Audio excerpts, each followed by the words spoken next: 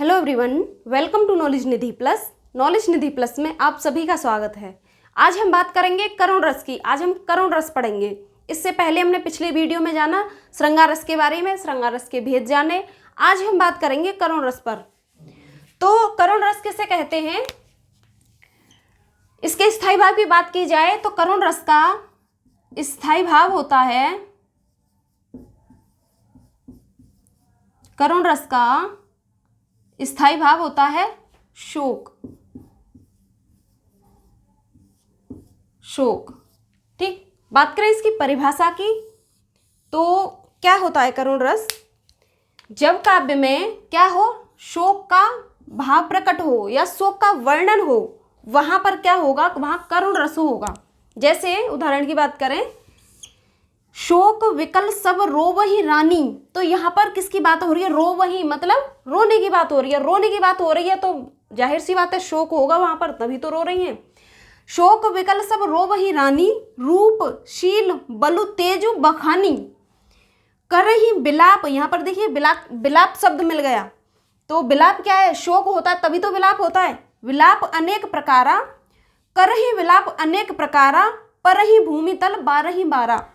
तो यहाँ पर शोक की बात हो रही है। जब राजा दशरथ की मृत्यु हो जाती है तो उनकी जो 3 रानियां थीं वो सभी क्या कर रही हैं, रानियां शोक कर रही हैं, विकल कर रही हैं। शोक विकल सब रोवहि, सब रानियां रो रही हैं, विलाप कर रही हैं, सभी रो रही हैं। रूपशील, कोई कहती है कोई रूप की, कोई गुण की, कोई बल की मतलब शक्ति की, उनकी जो पावर है, कोई तेज की, अपने अपने बखान करती हैं। बहुत सुंदर थे, बहुत बलशाली थे, बहुत गुणवान थे। इस तरीके से सभी रानियां अनेक प्रकार से क्या कर रही हैं, उनका गुणगान कर रही हैं। उनके कोई शील का गुणगान कर रही है, कोई बल का, कोई उनके तेज का, जो मुख पर तेज होता है। तो क्या है, रूपशील बलु तेज बखानी, करहि विलाप अनेक प्रकार से विलाप करती हैं। कोई गुण की बात करके रोती है, कोई शील की बात करके रोती है, कोई तेज की, कोई बल की।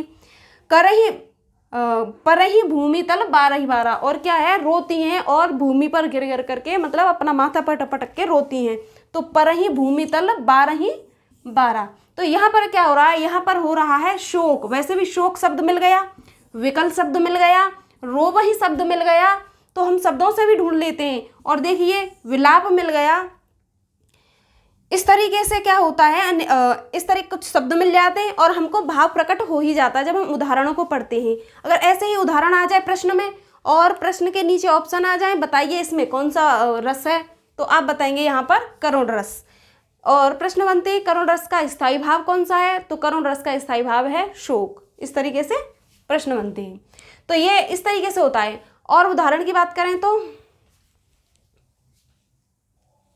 ऐसे ही अन्य उदाहरण इस प्रकार हैं, जैसे प्रिय पति वह मेरा प्राण प्यारा कहाँ है। तो प्रिय पति वह मेरा प्राण प्यारा कहाँ है, दुख जल निधि डूबी का सहारा कहाँ है। किसी जो एक स्त्री का जो पति मर जाता है तो विलाप करती है और कहती है प्रिय पति वह मेरा प्राण प्यारा कहाँ है।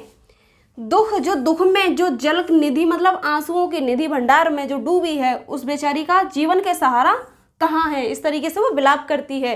तो यहाँ पर क्या होगा, यहाँ पर शोक हो रहा है, विलाप कर रही है वो स्त्री अपने पति के वियोग में। तो इस तरीके से हो जाएगा। ऐसे ही बात करें, हाय राम हम कैसे झेलें अपनी विपदा। यहाँ पर विपदा की बात हो रही है। विपदा आती है तो शोक ही होता है। विपदा अपना शोक शब्द भी मिल गया यहाँ। गया हमारे हाथों से अपना राष्ट्रपिता परलोक। तो ये क्या है, जब परलोक सिधार गया, जब कोई किसी की मृत्यु हो जाती है तो वहां पर क्या होता है, शोक होता है, विलाप करते हैं। तो इस तरीके से यहाँ पर आ गया, यहाँ परलोक शब्द मिल गया यहाँ पर। और हम क्या कर रहे हैं, हाय राम कैसे झेले हम अपनी विपदा। तो ऐसे उदाहरण मिल जाएंगे और ऐसे ही आपको प्रश्न मिलेंगे। कोई उदाहरण उठा के दे दिया और पूछ लिया कौन सा रस है, या फिर जैसे इसका करुण रस का स्थायी भाव पूछ सकता है। ऐसे ही प्रश्न बनेंगे इनसे।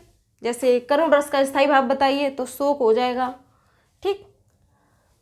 और ऐसे ही अगर प्रश्न बन जाए तो परिभाषा से बन जाएगा।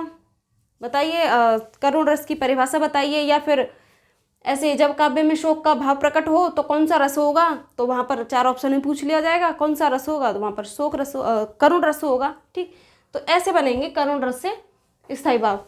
आगे बात करेंगे, बात करें अगर एक और उदाहरण की, ऐसे ही करुण रस के अगले उदाहरण की, तो क्या है, अभी तो मुकुट बंधा था माथे पर अभी तो मुकुट बंधा था, होए कल ही हल्दी के हाथ, खुले ना थे लाज के बोल, खिले थे चुंबन शून्य कपोल, यानी खुशी के मारे होठ खिले हुए थे। हाय रुक गया यही संसार, बिना सिंदूर अनल अंगार, वातहत लतिका वट, सुकुमार पड़ी है छिन्नाधार। तो यहाँ पर क्या है, आप पढ़ेंगे तो आपको अनुभव तो हो ही जाता है, यहाँ पर शोक की बात हो रही है, हास्य की बात हो रही है, किसकी हो रही है, तो यहाँ पर हो रहा है शोक हो रहा है। तो और शोक किसका स्थायी भाव है, करुण का, तो यहाँ पर हो जाएगा करुण रस। तो इस तरीके से उदाहरण मिलते हैं, बहुत सारे उदाहरण मिल जाएंगे आपको, आप पहचान सकते हैं। तो ये होता है करुण रस। तो फिर चलिए मिलते हैं अगले वीडियो में एक नए रस के साथ, जब तक के लिए नमस्कार।